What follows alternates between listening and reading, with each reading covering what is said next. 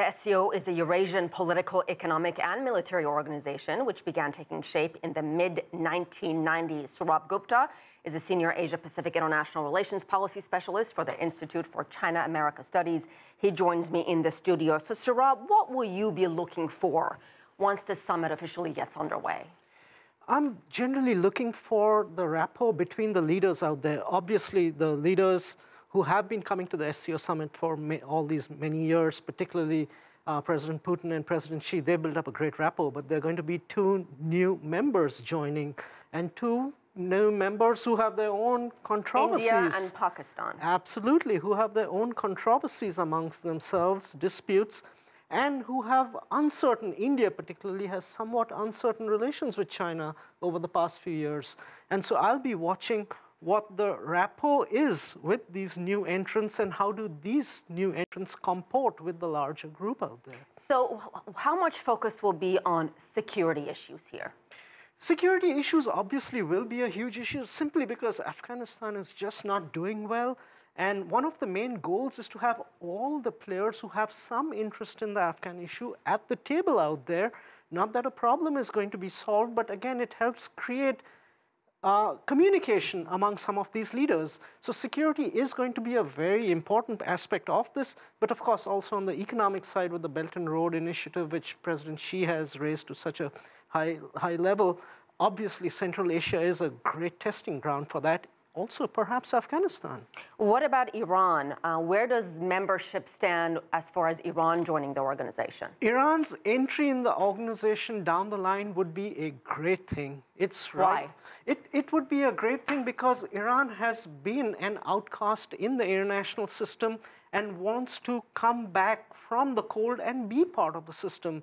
I think they have done quite fair. The clerical regime has done a fair amount of reform, and particularly after the nuclear deal, I think the time has come to embrace them rather than keep them out of the tent. If we can get more responsible behavior from Iran, that would be great.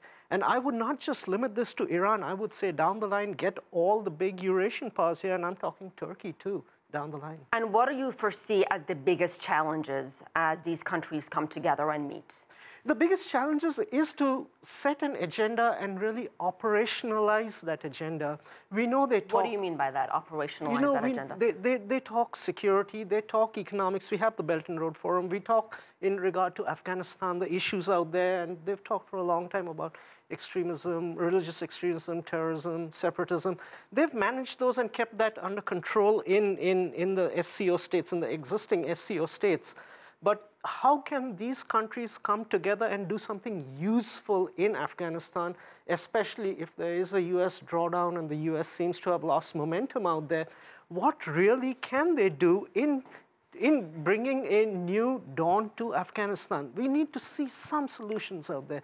Even on Belt and Road, we need to see that cooperation actualized. So in that sense, it's great that these people are all at the table. Let's see how we can move forward. Do you think these kinds of gatherings actually come up with concrete solutions? Or is it really part of starting the conversation or continuing the conversation? It can create concrete solutions down the line, but even before we get to those concrete solutions, it's very important that these leaders meet. For example, I can say, for example, India and Pakistan, they have this body called SARC, South Asia Association for Regional Cooperation. Meetings are kind of fitful, don't happen always. The few meetings that do happen when the Indians and Pakistanis are there, it gives an occasion for them, the prime ministers, to meet and actually have a conversation one-on-one on the side privately. And for India and Pakistan, that is tremendous. That's tremendous. And even for India and China, they've had their tensions, but now they're in so many bodies, the G-20, the BRICS, the SCO. These have really allowed them to put a floor under disagreements because at the highest levels, the two leaders have good rapport. And that's very, very important. Sourabh Gupta, always a pleasure. Thank you so much. Thank you.